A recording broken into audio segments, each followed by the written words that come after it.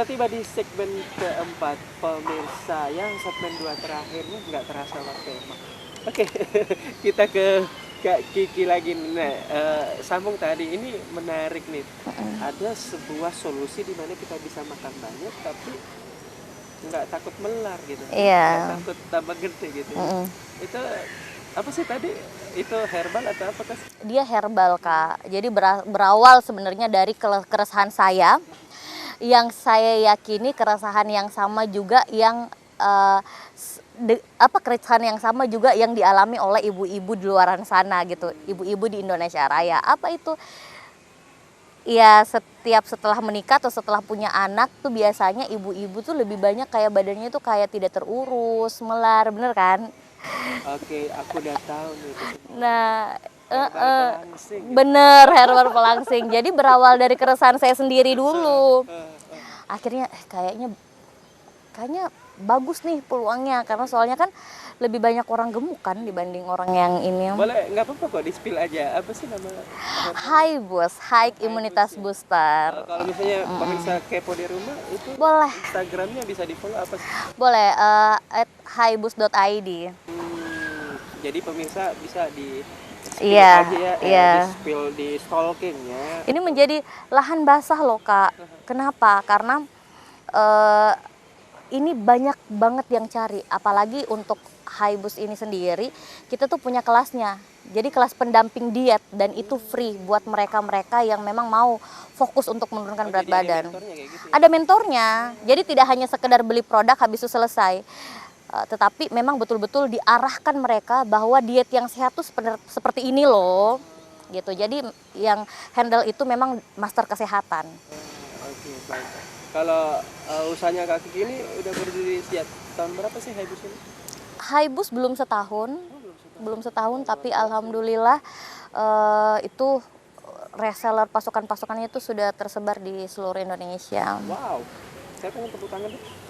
Alhamdulillah. Masya Allah. Oke, balik lagi nih ke Kak Kiki nih. Iya. Kalau misalnya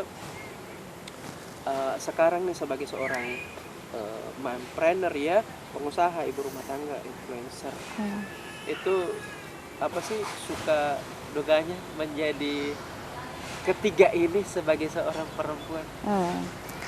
Jadi yang namanya ada titik di mana memang kayak aduh capek gitu ya. Apalagi kalau misalnya mengurus yang namanya tim itu, tentu kita berhubungan dengan manusia, yang mana manusia itu masing-masing tuh beda kepala. Bener nggak, Kak? Suami istri aja yang katanya sehati, sejiwa, sepemikiran, itu biasa clash, apalagi dengan mereka gitu. Tetapi ketika Kiki down, itu kembali lagi bahwa Kiki tuh selalu berpikir bahwa sudah sejauh mana Kak ini melangkah, mau Kak kemana, iya kan? Jadi ya itu yang menjadi pemacu semangat saya untuk bisa survive kembali, aktif kembali.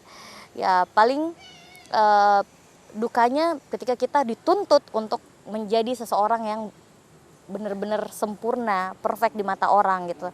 Tetapi kembali lagi kita manusia biasa gitu, nggak bisa Ki. Jadi kalau saya pribadi ya saya beginilah, saya jadilah apa adanya dan memberikan versi yang terbaik dari dalam diri. Jadilah diri sendiri ya. Jadilah diri sendiri. Best version ya. Benar. Oke. Kalau untuk mobilitas nih, manajemen waktunya gimana sih caranya? Oke, jadi seperti yang saya bilang, saya bukan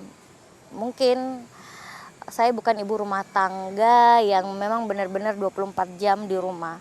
Karena memang ada tanggung jawab juga yang harus saya selesaikan di bisnis saya gitu.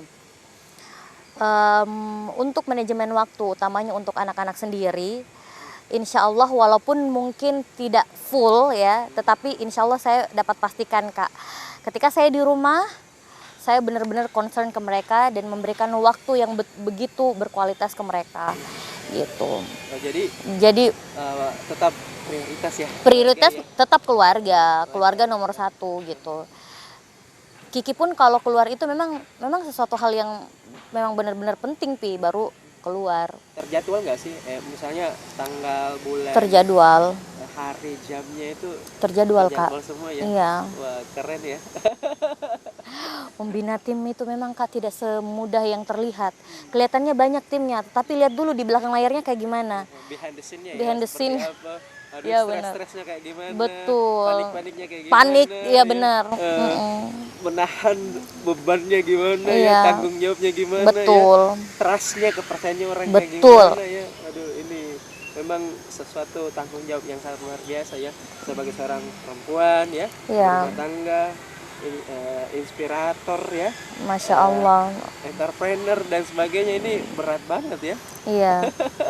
Betul.